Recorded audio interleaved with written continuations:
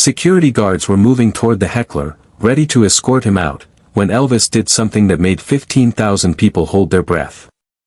He stopped mid-song, put down his microphone, and walked to the edge of the stage. What happened next would become one of the most powerful moments in rock and roll history. But let me take you back to how this night began, because what you're about to hear will change everything you thought you knew about Elvis Presley. It was August 12, 1976, at the Civic Center in Charleston, West Virginia. Elvis had been on stage for about 40 minutes, working through his setlist with the energy that still made him the king of rock and roll, even in the twilight of his career. The crowd was electric, 15,000 voices singing along to "Love Me Tender," when suddenly, a voice cut through the music like a knife. "Elvis! Please! My boy is dying." The voice came from somewhere in the middle of the arena. A man in his 50s, wearing a simple work shirt, was standing on his chair, tears streaming down his face, holding what looked like a small photograph above his head. "Please, Elvis. He's only 8 years old." The security team immediately moved into action.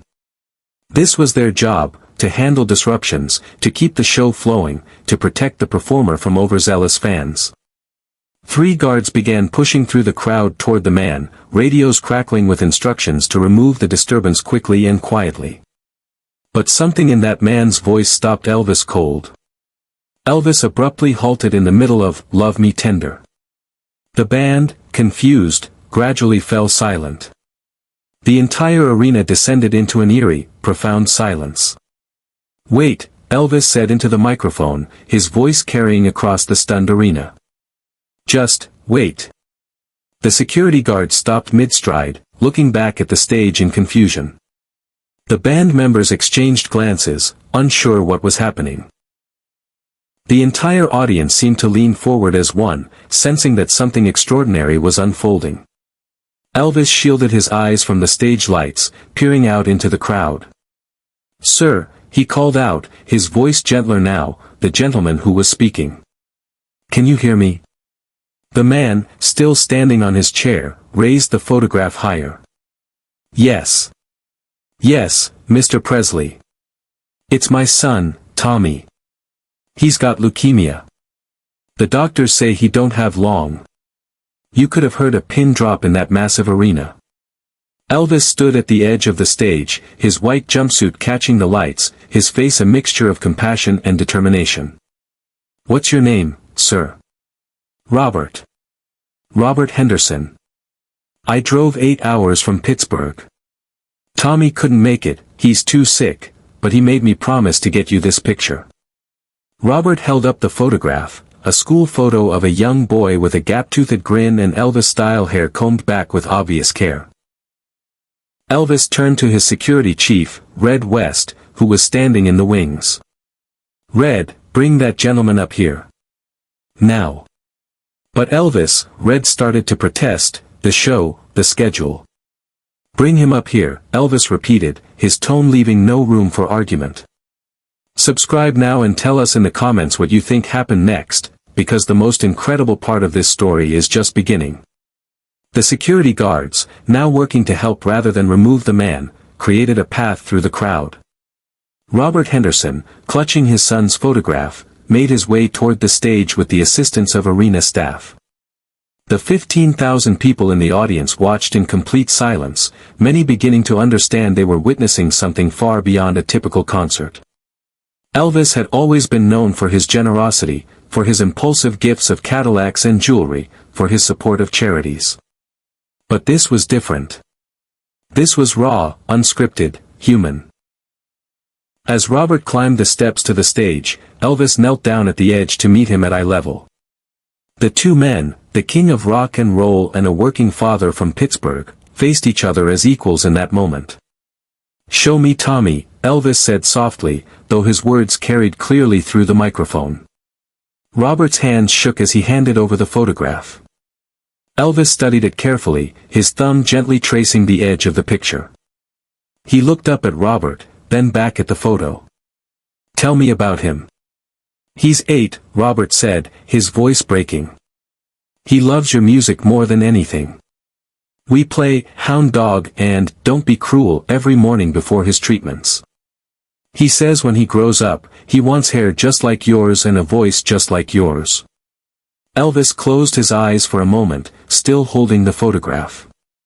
When he opened them, there were tears. Tommy sounds like a brave boy. The bravest I ever seen, Mr. Presley. But the doctors, they say maybe weeks. Maybe days. He made me promise to give you that picture and tell you he loves you. Behind the scenes, Elvis's band and crew were witnessing something they had never seen before. Their boss, their friend, was making a decision that would stop time itself. Elvis stood up slowly, still holding Tommy's photograph. He walked to the microphone at center stage, and when he spoke, his voice was thick with emotion. Ladies and gentlemen, I want you to meet my friend Robert Henderson. Robert drove 8 hours from Pittsburgh tonight to be here, not for himself, but for his 8-year-old son Tommy, who is fighting the fight of his life. The arena was so quiet you could hear people breathing. Some were crying. Many had their hands pressed to their hearts. Now, I don't know about y'all, Elvis continued, but I think Tommy Henderson is the real hero here tonight. And I think he deserves something special. Elvis turned to his piano player, Glenn D. Harden. Glenn, can you give me something soft in G? Glenn began playing a gentle, improvised melody. Elvis approached Robert again and placed a hand on his shoulder. Robert, I want you to take something to Tommy for me. But first, I want everyone in this arena to sing with me, for Tommy, so he can hear us all the way in Pittsburgh. What happened next was pure magic. Elvis, still holding Tommy's photograph, began to sing Love Me Tender again, but this time it wasn't a performance. It was a prayer, a blessing, a message of hope carried by 15,000 voices. As the song built, something extraordinary occurred. Without any prompting, the entire audience began holding up their arms, swaying together, their voices joining in perfect harmony. The security guards, the ushers, even the arena staff, everyone was singing for a little boy they'd never met but now felt connected to forever. But here's the incredible part of this story. The part that no one expected. When the song ended, Elvis did something that would become legendary.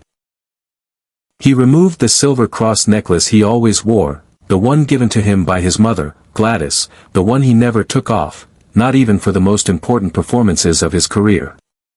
Robert, he said, pressing the necklace into the man's hands along with Tommy's photograph, you tell Tommy this is from all of us. You tell him the king of rock and roll believes in him, and that 15,000 people in Charleston, West Virginia are praying for him tonight. Robert Henderson broke down completely, unable to speak. Elvis embraced him, and for a moment, the two men stood together at center stage while 15,000 people rose to their feet in the loudest, longest standing ovation of Elvis's career. But the story doesn't end there. Robert returned to Pittsburgh that night, driving through the darkness with Elvis's cross around his neck and his son's photograph signed by the king himself. When he walked into Tommy's hospital room the next morning, the boy was awake for the first time in 3 days. Daddy. You saw Elvis. I dreamed about it. Robert placed the silver cross around his son's neck and told him about the 15,000 people who sang for him, about Elvis stopping the show, about the king calling him a hero. Tommy lived for 6 more months. 6 months of remission that doctors couldn't explain. 6 months of going to school, playing with friends, and listening to Elvis records every morning. When he finally passed in February 1977, he was wearing Elvis's silver cross. The cross was buried with Tommy, but the story lived on. Robert Henderson kept the signed photograph, and eventually donated it to Graceland, where it now sits in Elvis's personal collection with a note, for Tommy Henderson, the real king. Love, Elvis.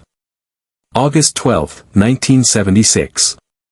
But there's more to this story that wasn't known until years later. 3 weeks after that Charleston concert, Elvis received a package with no return address.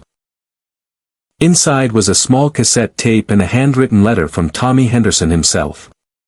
The letter, written in the shaky handwriting of a sick 8-year-old, simply said, "Dear Elvis, Daddy told me you stopped your whole show for me. I made this tape so you know I'm singing your songs every day. Thank you for the cross. It makes me feel strong. Love, your friend Tommy." Elvis reportedly played that tape every night for months, listening to Tommy's weak but determined voice singing, "Love Me Tender," and "Can't Help Falling in Love." According to Charlie Hodge, Elvis's longtime friend and backup singer, the King would often have tears in his eyes when the tape finished. "Elvis carried that boy with him everywhere," Hodge later recalled. "He'd talk about Tommy during our card games on the plane. He'd wonder how he was doing, if the treatments were working." It wasn't just a moment of charity for Elvis, it became personal. When Tommy passed away in February 1977, Robert Henderson sent Elvis a final letter. It arrived just 2 days before Elvis himself would die at Graceland. In it, Robert wrote, "Mr. Presley, Tommy wanted you to know that your cross gave him courage until the very end.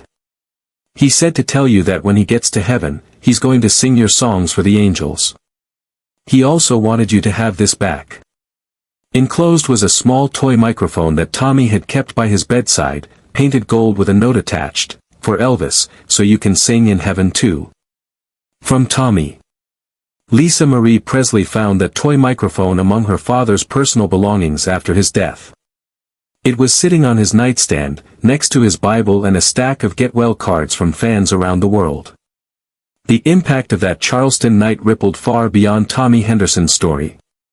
Word spread through Elvis's fanbase about what had happened, and suddenly, concerts became gathering places for people in pain. Parents of sick children, families dealing with loss, people struggling with their own battles, they began coming to Elvis shows not just for entertainment, but for hope. Elvis began receiving hundreds of letters a week from families in crisis. Instead of ignoring them or having staff handle the responses, he started reading them personally.